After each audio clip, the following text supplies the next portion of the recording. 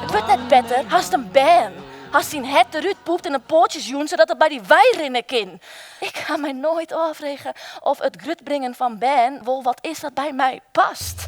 Ik vond het een hele mooie, dappere voorstelling. Geweldige voorstelling. Ja? Ja, zo bijzonder. Fantastisch, schitterend. Ja. Ik vond het een heel goed stuk. Absoluut.